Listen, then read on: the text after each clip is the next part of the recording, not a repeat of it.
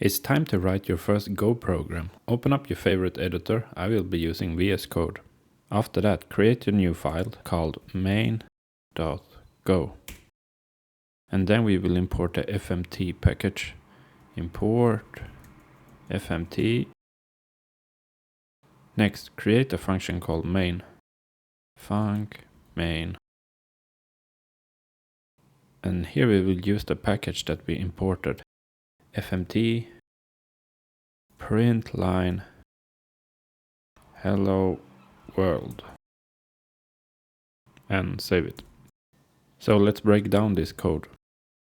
In Go, every file is a part of a package, and this is specified at the beginning of the file with the package keyword. A package is a collection of related functions and files. Package main is a special name that tells Go this is the entry point of the program. And we also have a main function. This is the first function that gets executed. If you skip the main function, you will get an error when you run the program. It will say something like function main is undeclared in the main package. The FMT package provides function for formatted input and output like printing text. Then we are using the printline function. This will print out the string hello world to the console. If you want a function to be accessible from other packages, its name must start with a capital letter. This rule applies to any item you want to export, making it available to other packages. To run the program, open up a terminal, new terminal. Then you can write go run main.go. And you should see hello world. We can also compile our program into an executable. You can do this by typing go build main.go.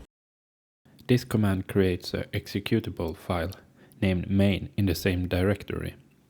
You can view it by writing ls and you will see it listed in the terminal. Compiling your Go program into an executable makes it easy to run on any computer without Go installed.